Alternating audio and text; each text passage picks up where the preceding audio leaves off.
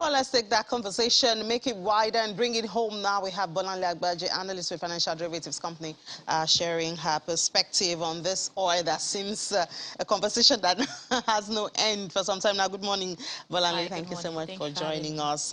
Well, we saw Brent go from yesterday at about 6 p.m. I know I saw it at about 121. Yes. This morning is 113, 110. I mean, the swing is just so much. Yes, it came after, the US and the UK had already mentioned that they would definitely impose sanctions on Russia. And at the same time, US had pledged that, they would definitely increase oil production within the country to actually, cover up the supply shortfall. And they also called out, OPEC and OPEC Plus to, look for ways to actually cover up this supply. But I mean, what the U.S. released is not enough. It's definitely very not far away from it's very far away to cover up for what they've missed out from Russia. But I think what most investors will be looking at now is what OPEC and OPEC Plus will be doing. I think the next meeting is on the 31st of March, and they'll probably in that meeting they'll probably decide whether to increase supply or keep supply the way it is, just because of their relationship with Russia at the moment. So all this boycotting of Russian oil and, plans to boycott for countries like the UK and all that, what's OPEC Plus or OPEC? Because Russia is a member of OPEC Plus. Yes. Now, is there a way to separate it? When you say, okay, you still have OPEC Plus bringing out what they have as a market, yes, as a cartel, yes, into the global space, and people are boycotting Russian products. So how do you relate it? Yes, I think, Russia is, well, OPEC Plus is trying to, make sure they tread lightly, not to annoy Russia in the sense, just because, it took some time before Russia actually supported this act of, cutting supply and, trying to boost prices. But at the same time, OPEC Plus is more or less watching on the sidelines. Iraq and UAE have come out to mention that they are ready to increase, production if OPEC Plus would, support this. So it's something I'm sure they would probably discuss in their next meeting. At the same time, countries like the US and the UK are also talking about, renewable, oil, renewable sources of energy, and looking for ways to actually, increase investment in that to reduce the dependence on oil and gas. So what happens if Russia says, okay, because of all of these sanctions, we want to retaliate, we don't want to be part of OPEC Plus anymore?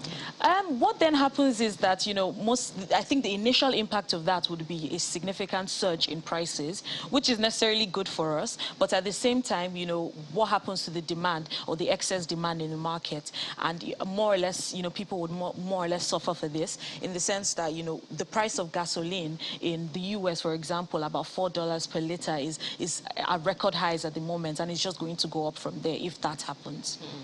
So the U.S. cannot ramp up their production? But there's a limit to every capacity. Exactly, anyway. Because to ramp up supply, you have to more or less go back to the drawing board, increase investment, and all of that takes time. And have time yes, now. Exactly. There's a significant time lag from production to actually refine, the crude that you actually get. So they had not done that in the past, and for them to do that now, it actually requires a lot of... We cannot do that now. Well, we cannot do that. We don't have the potential at the moment. We're facing many situations to do with force majeures, maintenance, community issues. That has not been resolved. Today, this morning, I still heard on the news about bandits, all of that situation going on. Vandalism going on within the federal government says it loses 15 billion yes. naira. Yes, it's a lot of money. And, that with that happening, there's no way, would see an increase in investment in the short run. And that also goes back to our foreign portfolio investment, foreign portfolio inflows. That has dropped significantly. It's at a 5-year low at the moment, and it's as simple as this. As an investor abroad looking at opportunities to make significant returns, you're most likely going to be looking at other spaces in the global market, especially when it comes to commodities. Commodities are paying huge at the moment. Why would you look at a country that is facing challenges to do with exchange rate volatility, interest, inflation at record highs, eroding their returns? And PIF PIA it's a can no-brainer. help us in this. Who? At least PIA, Well, no, Petroleum Industry Act. yes, it's definitely, it's on hold at the moment, Yeah. just because of what's going on. Subsidy. So that's, those are some of the issues that, are affecting some of these investment funds, and also the impact on our external reserves, which is still stuck at about $39 billion. And while all of this is going on, aviation fuel and diesel, yes, they are hitting the roof. Yes, aviation. And of course, the impact is spreading to everything and everywhere. Exactly. Jet fuel, which is a deregulated market, would have definitely felt the impact of high oil prices. I think it's currently trading at about 607 naira per liter. And this is going to be up to 700 by next week. Yes, it's going up from there. And, most of these airlines, especially the domestic airlines, have come out to say most of their airplanes would actually be grounded because they cannot afford, this particular jet fuel at this price. Jet fuel contributes about 40% to the cost of, aviation. It's more or less like the oxygen for aviation, so they speak. And, when that is significantly increased, it definitely would affect performance and, the cost of operations. And manufacturing. Manufacturers use diesel. Diesel, yes. Diesel currently is about 650 naira per and liter. I think just last week it was about 300 thereabouts. Well, last week it was 300. Yeah, 300 plus. Then 40, on Monday it went to about 445, and today is about 600. And it's apparently, I spoke to some of the attendants at most of the fuel stations today, and they've mentioned that it's actually going to go to about 700 as at today. So those are some of the issues that we're looking at. But it's a no-brainer in the sense that oil price is going up, diesel will definitely go up. Because it's deregulated. Yes, and the only reason why fuel price is not going up is because of the subsidy. So technically, in most countries, you have a situation where fuel price is actually more than diesel price because it costs more. I know some people, I had a conversation with some of my colleagues, and they said they still buy petrol at the normal price. I've not been buying at a normal price. Well, I don't know where they are buying their petrol from. I've not been buying mine at a normal price, so I'm not enjoying any subsidy. Yes, and talking about, the money you also give some of the attendants to actually get this fuel. Although we haven't seen, the queues have really significantly reduced, so that's a good thing. But going forward, how long would oil price remain at this level, and how long can we keep our pump price at this level is another question too. That's another big question. I think the good part of this is the fact that commodity prices are resilient at the moment. We're not seeing significant hike in commodity prices. And like which commodity are you talking about? Well, rice, there's the staples, rice, beans, tomatoes. Well, rice increased significantly, but that was in this week. That had been, on from last week.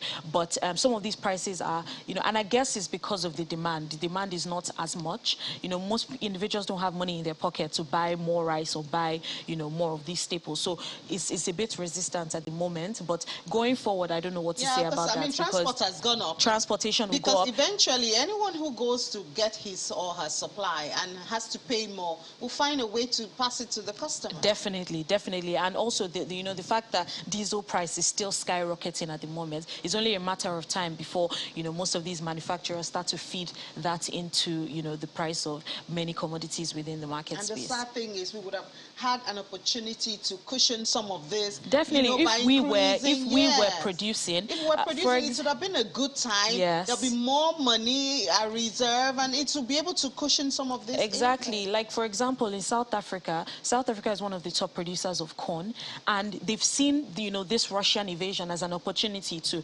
cover up the shortfall in the market. Corn currently trades at about $700+ per ton and per metric ton, and it's a good investment space for them at the moment. So those are some of the issues, some of the opportunities they're trying to take advantage of. Whereas in Nigeria, apart from the fact that cocoa, we're trying to increase our production in cocoa at the moment, the Harmattan winds have ended, so everybody's looking at the mid-crop a cocoa harvest, and with the rains coming up, we should expect cocoa to actually do well for us. But at this point, we should be talking about many other agricultural commodities that we actually, produce. When you talk about corn, and I know that even before the Russian invasion and all that, corn was a major. And I spoke to a feed miller yesterday, and he said that, their safe haven had been wheat. Yes. That's where they were, turning into, and now they can't even buy the wheat. They don't even have access to. So I don't know what's going to happen to eggs and bread and all the. It's an egg now goes for 100 naira per egg, so it's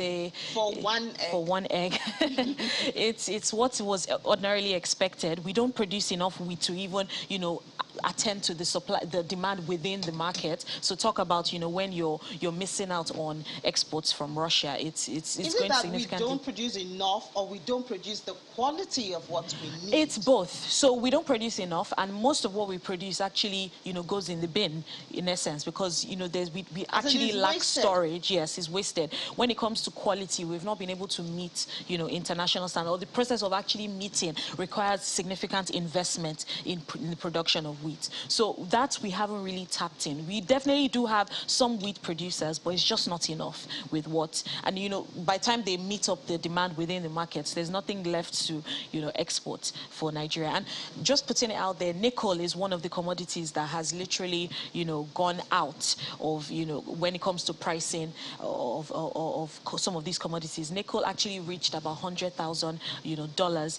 never seen in this history, like never ever seen, to the point where so the it's London not a 13-year high or not 20-year high. Some have even said it's 145-year high, but I don't know how they know that, because I don't know who was existing at that time, but it's a situation where the London Metal Exchange actually had to stop trading because they wanted to keep the integrity of the institution and make sure that there's enough liquidity in the market. So to get to that point, and that is just because Russia produces about 10% or exports about 10% of nickel, and even the battery grade nickel is exported by Russia. I think about 10 to 15% of that. So and this particular battery grade is actually used for electric cars. So if you're cutting out Russia from the supply, obviously prices would literally skyrocket. So there goes the dream of the world to embrace electric vehicles. To actually be less reliant on oil. But it's I think for now what we'll most likely do is just watch and see what happens with this Russian invasion and how these sanctions would actually affect Russia. Would they actually back down, or would they continue? Yeah, they're also having their own difficulties also. No, definitely. Meeting up with their debt, a lot of their frozen assets, their currency is... even cryptocurrency has shut them out as well. You have hackers that have actually shut Russia out from investing within that space. So I don't know how long they would actually survive with this for. But and they threaten to turn off their gas. But it's actually... Do you think they can do it? It's possible. Because they will also miss out. I mean, that's just one safe haven for them at this time, or Because I think the sanctions are not on gas at the moment. Yes, they're not. So it's possible they might retaliate, with shutting off their gas. But who does that benefit? Because they actually need the money. Exactly, that's what I said. I mean, that's where they're getting money from at this time. They're being shut from almost I'm sure right now as we speak, they're probably on the table deciding, what to do when it comes to. Hopefully they back down. Backing down will be great for all nations in the world, and we can go back to our globalization. It's just very sad that after recovering from COVID, and we haven't even reached our full recovery yet, this had to happen and draw most of these economies back. So technically what we're facing in Nigeria is being faced in other countries, but I think the only difference is that most of the governments of other countries would look for ways to make sure that the people of the nation don't suffer as much. But I do think that Nigeria has a lot of lessons to learn from Russia. I mean, we're talking of nickel, we're talking of palladium, we're talking of oil, we're talking of gas, we're talking of wheat. Russia is the second largest exporter, and not just with potentials, but they actually develop these resources and they're able to earn, international. And it's from what you played earlier on, I think the most important thing I took from that is for the government not to actually politicize, the oil markets. Is now they're making huge profits from it, from the little that they're selling, and it's tempting to want to, get into that market and play, dirty within the market. So it's something that, we don't need at the moment to make things worse for us. So these are our portfolio investments. Is there anywhere we can boost it? For now, it's only, except we, work on our economy, reduce inflation. Right now, money supply is Reduction of saturated. inflation at this time seems like It's far-fetched. very far-fetched, and exchange rate volatility right now in the parallel market is currently trading at about 577 naira to the dollar. It's not great. You bring in your dollars at a certain amount. You don't know if, it would not favor you when you're taking back your returns. And, so those are some of the issues that investors are more or less thinking about. Like I mentioned, the commodity space is huge. They're making huge gains from it to the point where they actually had to shut down, the metal exchange. And it just shows you where investors are looking at. And it shows you what would have been making at this time if we had developed. Exactly. Well, thank you so much, Bolanle Agbaje. Thank you for having me. Well, so sad we have to be talking about what could and what should and all that. But one day we'll get there. We will. Thank you so much for being a part of the show. Thank you for having me. We'll take a break now. After the break, we'll continue. That celebration we're doing of the women is throughout this week. So we'll go to that series on Business Morning. This is Channels Television.